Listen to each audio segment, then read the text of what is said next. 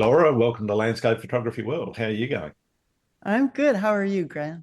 Yeah, wonderfully well. Having a pretty good morning here in Sydney. Whereabouts are you? I'm out of sight of Seattle in the Pacific Northwest. Nice. Not a bad place for landscape photography. Uh, yeah, it's beautiful. So why don't you tell people that don't know Laura Zimmerman who Laura Zimmerman is? I am a photographer. I live in the Pacific Northwest. I did portrait photography for quite a while. I did senior kids who were graduating from high school. I did their Oh, photos. And I retired from that in 2020, right as the COVID lockdowns were happening. And I've always done some travel photography as well. And that included landscape and other just street photography, whatever was where we were traveling. sure. And when the COVID lockdowns happened, I had just started playing with intentional camera movement on Okay. the lake where we live. And during the lockdown, I had a lot of time to really just experiment with that on the lake. And I really liked the feeling of the photos that they Sure. gave me. It was a crazy time. And the ICM gave the lake such a softer view that I really liked. So primarily I would say I primarily do abstract landscapes using ICM. Mhm. And I've been experimenting also with multiple exposure ICM and multiple exposure. So the kind of some alternative photo techniques. Okay, cool. And where did the idea to start experimenting with that come from? What was the driver behind it? Obviously, you live in a beautiful part of the world. Was it about making it more beautiful or just trying to do something different and it caught your eye and said, hey, this is it? The first ICM image I saw was about and it was a vertical pan of some trees. And it Yep, was just so soft and painterly. And I loved that painterly feel to it, that impressionistic feel. And so it took me a long time actually to decide to use it on the lake. I shot lots of static photographs of the lake. Once I did that, and it represented more to me the feeling I have watching the sunrise than yeah, the right. actual static shot. It was more about how it felt to me to watch the sunrise. Okay, cool. Yeah. And I guess what keeps you doing it? Is it just that love of that impressionistic feeling and the way that it makes you feel when you're looking at the images? I think Because you so. obviously can't see what you're going to get. And then that's one of the interesting things about ICM is because you can't really see, you can look at the back of the camera and go, yeah, that looks all right, or no, that's complete Yeah. rubbish and wipe it out. But yeah, you can't really tell until you finish taking that shot what it's actually going to look like. And that's the fun of it too, is that it's so unexpected. And then the experimentation factor with this, there's so many different things you can try. And I love that piece of it. If I were to go out with, say, just my tripod and take pictures, I could do zoom, some different framing. With Sure. ICM, there's so many different variables, the different trying a different shutter speed, Mhm. different movement, different lenses, give you all different things, and putting that together into the things I like. I think that softness is a big part of your style, and I certainly agree with you. It conveys a definite impression and feeling of the moment in that you've actually taken the shot in. What do you do in terms of looking for subjects that makes it more accessible to ICM? Because certain things work, certain things won't work. I'm just interested in what it is that you're looking for out in the field that goes, okay, yes, this will work. Yes, I think I really like a high contrast subject. So most of my images are taken on the lake where we live, Lake Sammamish. And when it is a cloudy sky and there's patches coming through and the sunrise is coming through, and then you have all of these little dabs of light, you can really play with those dabs of light by the way you move the camera. So that's what I look for, is the contrast, and with the clouds, really provides that contrast with the light. Yeah. How did you deal with, you've obviously become very proficient at it. How did you deal with that early learning curve? Because learning what works, what doesn't work, or is it just still a constant experimentation? How did you deal with the failures that you might have had when working out how to do it? I'm very comfortable with failure. Will say I expect not to get a lot, but Yeah. it's always fun to try. I just love trying, and trying different things all the time keeps it fresh and fun. And there are some things that I can say and know when I'm going to get something, but a lot of it's just learning. It's always an experiment. Yeah. I think that learning journey is an important part of Yeah. any photographer's sort of processes. That period where you've got to look at what you're doing and think a little bit differently about it and say, okay, I'm going to try something, and releasing, as you said, embracing the potential for failure as opposed to saying, yeah, I use the word failure, inverted commas, a lot in this podcast, and it's not necessarily that things totally collapse, but when you're producing something that's a little bit experimental, you are going to have times when that didn't work, because the whole point of experimenting, Yeah, exactly.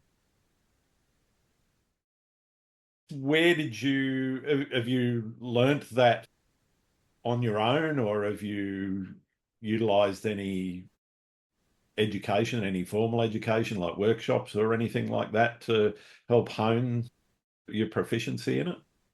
With the ICM, it was all during COVID on the lake, just Right. trying Yep. different things. And then I was looking for other techniques, and I found a couple of them, and the multiple exposures, the in the round technique that Pep Ventosa does, or that was my next thing, and that was really fun to learn. I think somebody had a blog post on it, Yeah, and that sure. was super helpful. And then the next step was a multiple exposure ICM. So you have in camera, and I took a class on that with Stephanie Johnson. She's been really instrumental in getting the word out about ICM, started the ICM Photography Magazine, Yeah. and she gave a class on ME ICM, and I took that, and that was really fun. And all re-inspired me to try different things again. Yeah, I can imagine. I can imagine. Yeah. We talked a little bit about failure. What about success? What does success look like in your photography? What is success to you? I do love the peace that I get looking at the photos. And then when somebody else will say, oh, these are very calming, or my blood pressure went down looking at these images. I think that's successful if I can just give somebody a moment of that same experience. I consider that a success. Nice, nice. What about commercial? Are you professional and trying to sell your images, or is it more a side hustle? What is photography to you? I would say that it's a bit of a side hustle. I just licensed some images on Wayfair and Birch Lane, some retailers in the US. And then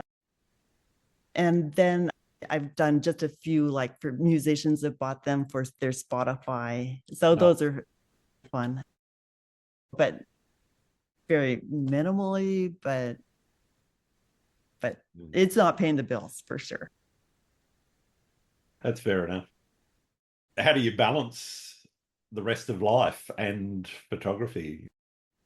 It's always a pull that you want to, conditions are there, but you've got something on or you've got visitors there. Are you the sort of person that sort of leaves them sitting on the sofa and gets out regardless? The lucky thing is that we faced east, so the sun rises at 6 a.m. Yep. So You won't I have too get many visitors. Yes, so that works out really well. But when I go to Montana, where my family lives, those are sunset photographs, and they know, okay, Laura's got to go. Yeah, she's gone. So they're pretty understanding, which is I really appreciate. Yeah, nice, nice. In terms of places, obviously where you live has shaped what you're photographing. How do you think it shaped how you photographed? Oh boy, I think that Lake Sammamish has some qualities to it that are so instrumental to a nice ICM image. I think that if the lake wasn't what it is, the setup that it is, there's a mountain, Tiger Mountain is this one critical piece of the lake, of the landscape. And that comes into place in so many of the ICM images. It can become a mountain range with ICM or a minimalistic mountain with ICM. And the lake reflects all of that sunrise light too. So I think the lake itself is really instrumental. And I think I'm answering your question. Is really instrumental in the way that ICM images turned out and how I responded to that technique on the lake. Yeah. Okay. Yeah. I'm always interested in how that it doesn't work for everyone because it certainly doesn't really work for me other than the proximity to some of the beaches that I've got. The nearest one's about an hour away, but so I can't just walk out the door and go bang. But I'm always interested in how where someone lives and where they choose to take photos actually impacts the way that they take them because I've noticed a connection with both my own photography but a number of others as not everyone has that same sort of connectivity, but it certainly sounds with the lake you're talking about and the mountains there that certainly has had an influence. It is. And the really interesting thing too is that there are times I'm still learning things about the lake. We've been here for 10 years and I still, just a few weeks ago, I noticed that the reflections on the water as the sun rises are really cool, very abstract. And if you get the color just right, and it's like, how do you photograph those to the best effect? Is it a fast shutter speed? Is it slow, still camera, or slow with movement? So these little things that keep popping up around Lake Sammamish that capture my attention. It's really interesting that there's still new things to learn about it. So you mentioned you could use your tripod. Are you working mostly handheld? Yeah. Yes. Yeah. And do you think that adds to the freedom of what you're able to express, or do you think, I know some people think that tripods get in the way sometimes. You plonk it down and that's where you stay and that's what you find your composition and that's what you shoot and you don't go anywhere else. Is that freedom been found for you in going handheld or mostly handheld? Yes, I would definitely say yes to that because you can, and then you can capture other parts of the scene more easily as well, north to south, east. And I will shoot on a tripod if I do want just that slow shutter effect on water or the clouds or something. But I really do prefer that handheld freedom. And are you doing a lot of pre-visualization of the shots? So have you got an idea about what it is that you're trying to do before you go out, or are you reacting more to the light as it appears? That's a good way to put it. I think I'm reacting to what is out there in the morning. And it's different every morning, the position of the clouds and the color, and even like where the sun rises along the lake varies. In the summer, it's way north and really that interesting because Tiger Mountain's way to the south. But in the winter, plus you have to get up at 4 o'clock in the morning to get those shots in the summer. Yeah. But in the winter, it's rising right behind Tiger Mountain, and Right. that then I get more of those shots. Yeah. And do you look at your work in terms of projects, or is it more organic? I consider all of my Lake Sammamish ICMs one project. But even on the lake, so sometimes I'll get a zoom on and shoot the trees. So that feels different because you're not even seeing the lake, you're just seeing trees or the birds. I don't know if I, but that is all a part of just shooting from the dock. But yeah, so it is just this one long project. And in terms of where are you planning to stay there and this is your forever home and you're going to shoot the lake for the rest of your life, or? Yes, I'm going to be on a walker going to the dock. I suppose you could put a tripod on wheels and use that as Yeah. I can see myself doing that, actually. Yeah, I think photographers are pretty stubborn when they want to get that shot. Yeah, definitely, definitely. What's your most memorable photographic experience? My most memorable one wasn't on off the dock, but it was still on the lake. It was a very heavily foggy day, and I wanted to see what ICM would do in the trees with the heavy fog. Sure. So I went to this park that is heavily forested on the north side of the lake, and I'm walking through the boardwalk, and it broke out into the lake. And there were all of these water reeds that looked like they were suspended in air because the lake was so still, but the fog was so heavy that it looked like they were just floating there. So I stopped ICM altogether and I just photographed the water reeds straight up. It was it was so cool. And then as you walked along the boardwalk, then so the reeds are like falling over and making shapes in the water, triangles and squares. Yeah, probably seen these. And as you walk around them, then it shifts the size of the triangle or it becomes a line depending on where you're at on the boardwalk. And it was really something. It was just an amazing experience. Yeah, I know. I do know the series that you're talking about. I've seen those, and yeah, they're just stunning images, I think. And the way that you've actually captured those sort of different angles makes for a really interesting set of compositions. And the conditions have to be just exactly right for that to occur because usually there are water lilies at the base of the.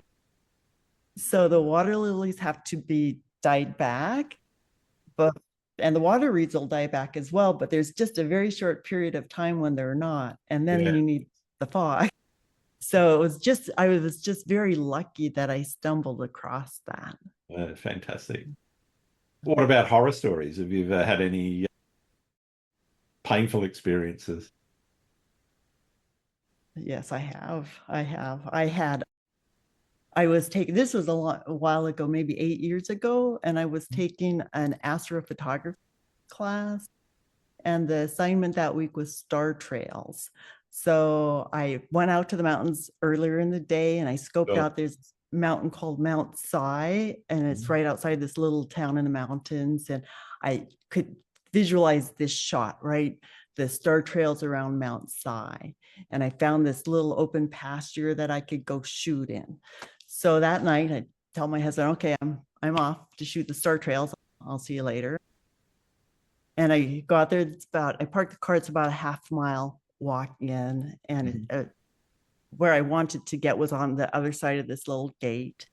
And I get all set up, and it's beautiful, right? The stars are overhead. It smells fresh. You're by yourself. And I start my 15-minute exposure, I think. So it's in the dark. And then I heard a growl. Okay. Yeah. I think, oh my God, I'm in the middle of the mountains by myself in the dark. What was I thinking? So I turned on my headlamp and I saw two eyes looking at me, and I just reacted. I grabbed my tripod. I thought I could use it as a weapon if I and I thought if I can just get on the other side of the gate, then maybe I'll be okay. Sure. And I ran as fast as I could, and I am not fleet of foot at all, but I managed to get on the other side of the gate. And then I just ran as fast as I could back to the car. Do you know what sort of animal it was? No, I have no idea. It could have been a bear. It could have been a dog. I have no idea, but I learned a lot of lessons that night. I'd say because when you ran, it didn't catch up with you. It probably wasn't a mountain lion, which is a good thing. Someone said if it was a mountain lion, you wouldn't have heard it. No, that's it. Yeah. It wouldn't have made a noise. Yeah. So that's my horror story. Like I say, I was only thinking about the shot. I wasn't thinking about anything else. Personal safety. Yeah. That's one of the interesting things I think about photography, is that everything else goes out of your mind and out of the window when you're in the zone, doesn't it? I have told my daughter, who gets a little annoyed at some of the positions that I'll get into on a bridge or whatever to get the right shot. And I said, okay, but if something does happen, be sure and look at the very last image on the camera, because it's going to be great. That's it. My wife's got some wonderful shots of me in various precarious positions, usually in the middle of a stream or at the bottom of a waterfall or something. A little tiny rock and tripod in the water and everything. That would make a great photo essay too, of the positions. I think I might try and collect all of them. They're all on her phone.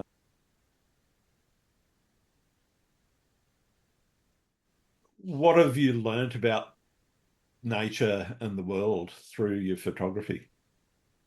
I think just that I think we all need it, that we need to be out in it. We need to disengage from the computers and TVs and get outside, and it's refreshing and peaceful. And no, I'm totally with you on that. Yeah. What about how you think about your post-processing? Are you one that lets it marinate for a while, or are you straight back into the editing suite once you've got the shots and you've got to edit straight away and see what you've got? If I think I've got something I'm really happy with, I'll go right home and load it up. But if I didn't see anything coming through, then it can just stay in the camera till the next round. Fair enough. And what does processing look like? Are you spending 5 minutes, an hour, 2 hours, 3 days on an image? Minutes, really. It's really mostly in the basic panel. I just set the white point, the black point, and the colors are pretty vibrant on their own. And a lot of people are so good at Lightroom and making it even more realistic. Yep. I find that if I stick with the basics, I never regret that. So yeah. I think, yeah, it depends a lot on the type of photography you're doing as well, because I Yeah. think certainly ICM lends itself to a light touch usually. Yeah. There's, Yeah. you know, a couple of contrast adjustments, white and black point, and pretty much Bob's your auntie. That's a really good point, because I have seen those videos where they're working on just the sky or the foreground, and then it Yeah, looks fabulous. But with ICM, that kind of just takes care of itself. yeah, Yeah. yeah. No. And I guess, do you print much of your work? Do you do any printing at all? And if so, how do you go about it? Do you do it yourself, or do you send it out to a printer? I send it out. I do some. The trees I have printed and reeds, and I have a local guy who has a printer. He does really nice work, and so I go with him. Yeah. I think it's really important that you find somebody that you're comfortable with, that you can have a good conversation about Yeah. what you're trying to achieve with the images. I know there's some places where you can just upload it and hope for the best, but I think the best results Yeah. come from actually having somebody that you know and trust, and they know what your work is about, and that makes a massive difference to the outcome. It really does. And I think that I'd say that he treats all of his clients like it's his own photography. So, Nice. Yeah. yeah. Yeah. That makes a massive difference, I think. Yeah. Yeah.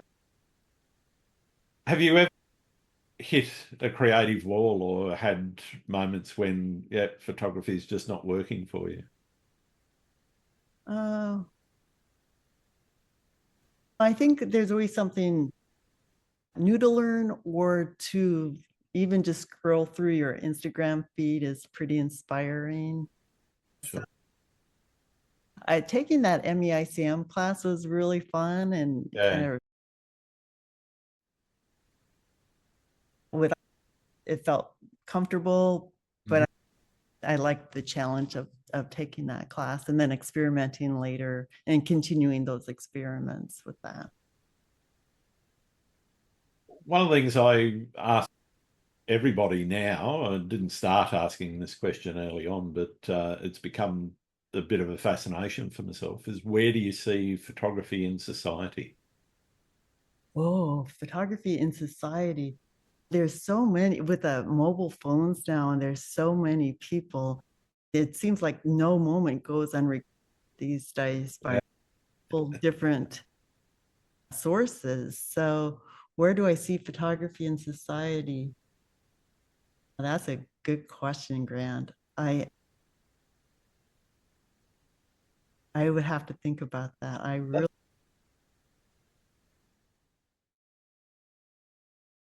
I guess, just to prompt a couple of thoughts,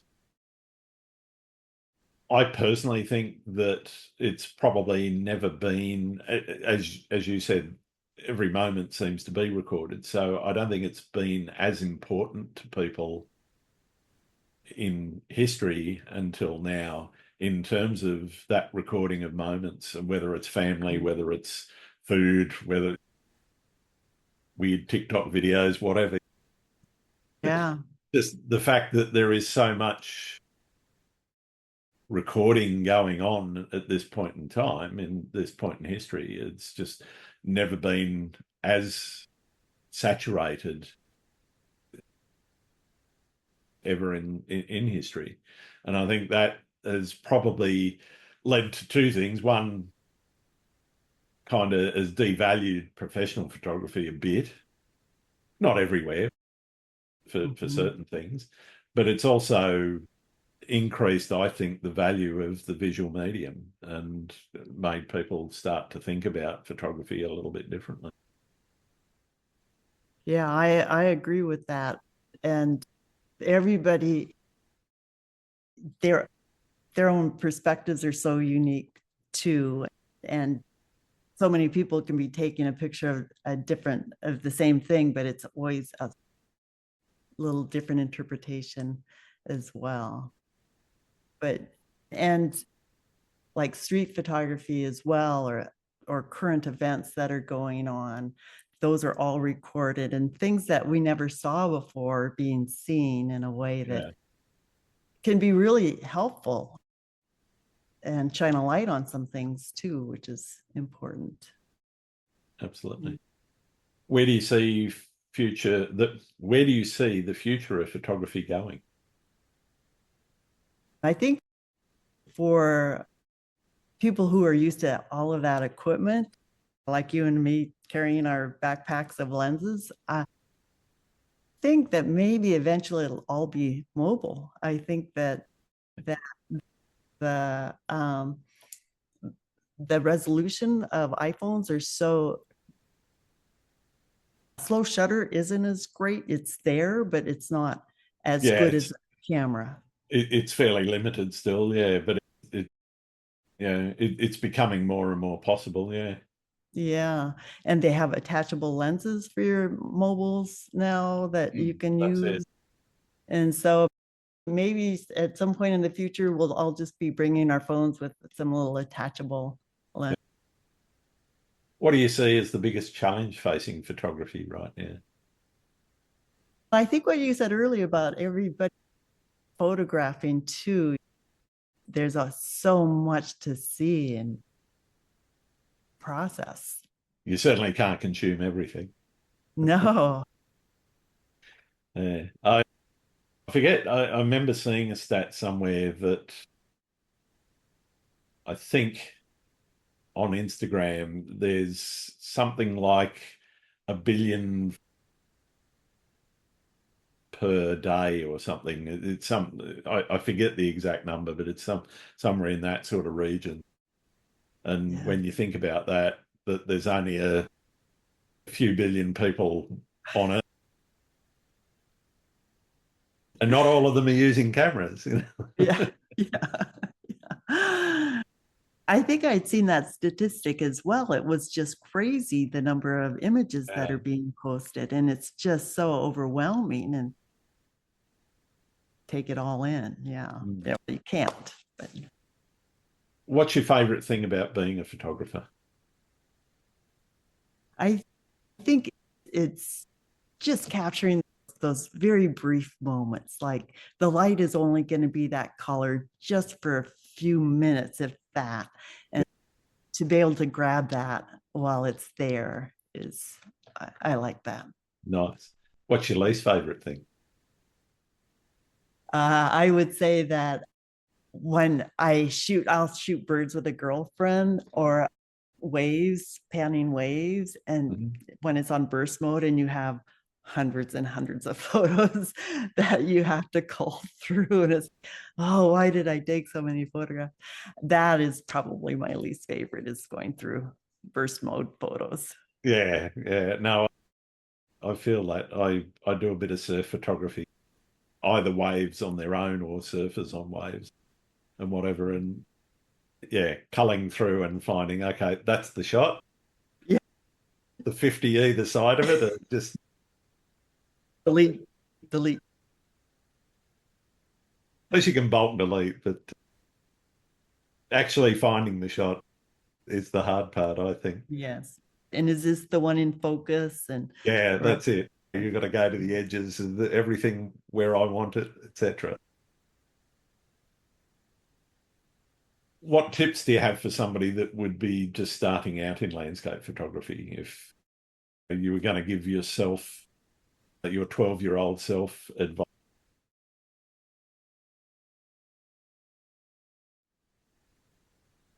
I would say especially with the ICM, is to just be fearless. Just try everything. With the digital cameras, it's so easy to take a shot and delete it if you don't like it. Just try anything that captures your eye. Yeah. No. What's the best and or worst piece of advice that you've ever got? Oh, I would say the best piece of advice is ask yourself what would happen if. and do that. And I had taken a workshop by Eddie Soloway many years ago, and he said that, and he said, always ask yourself, what would happen if? And it's so true. It's especially with ICM. It's what would happen if I changed the shutter speed? What would happen if I moved it this way? What would happen if I did that? It's really just drives almost most of the shots I take. Yeah. Yeah, nice. Very good. What about the worst piece of advice? Have you had any bad advice? Oh. Go shoot star trails. On your own in the dark? Yeah, on your own.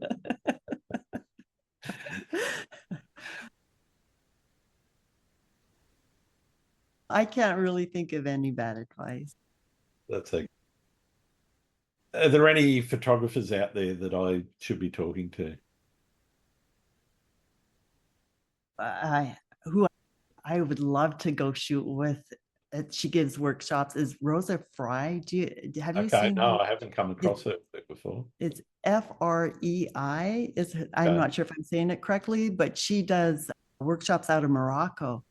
She does sand dunes, and she does sand dunes as well. Cool. And then she'll do ICM in the streets of Morocco, in the streets of the cities, and it's really cool stuff. But someday I'd like to take a workshop from her. Yeah, definitely. Definitely going to chase her up and check her work out. Sounds fascinating. Yes, she's great. And then, do you know John Barclay by any chance? Yes, I've seen John's work. Yeah, he's terrific, and he's a great workshop leader as well. Awesome. Thank you for those. I've got one more question, and for many people, it's the favorite question that they have. Do you like pineapple? Do you like pineapple on pizza? I would say I would eat it, but I don't order it. Yeah, I'm the same. I won't order it, but if it's there, it's okay. I'm okay. Exactly. What's your go-to pizza order then? Oh, there is a place near us that does a sesame crust pizza. So it's got sesame seeds in the rim, and they do what's called a sesame special, which it's got some kind of sausage. I can't remember exactly the name of it. It's got prawns. It's got onion and a couple of other bits and pieces. So it's like a supreme, but it's not. It's their particular recipe, and it's pretty good. I don't mind it. I like the idea of sesames on. Yeah, the sesame seeds in the crust actually make it quite tasty. It's better than the cheese-filled things that some of the chains do. But these guys actually make a pretty good pizza, and they're nice and thin and crispy as well. I don't like the big fat sort of focaccia style doughs. They don't do it for me. Yeah. What about you? That sounds delicious. What's your? My go-to order is just a plain pepperoni and cheese. That's pretty good. I've been doing that since I was a kid, and I saw no reason to change. Yeah, no, I'm with you. If I'm somewhere different and I don't know what they do, that's usually my go-to, because it's hard to screw up. All right, thank you very much for taking some time with us today, Laura. It's been really wonderful getting to know you a little bit better and learning a lot about what you do and how you do it. Where can people find your work? I have an Instagram. I'm Laura Zim, and then on com. Fantastic. All right. Thank you very much, Laura. Thank you, Grant. It's been a lot of fun. Thanks again for listening to Landscape Photography World. Pardon me. Thanks again for listening to Landscape Photography World. I hope you enjoyed the show, and keep listening, because I'll be joined by some great guests in upcoming episodes. You can find my work in this podcast at grantswinburnphotography.com, along with prints, photography gear, and my 2025 calendar. I'm also on Vero, Twitter, YouTube, and Facebook. Don't forget to like and subscribe. I'm Grant Swinburne. Hope to see you out shooting soon.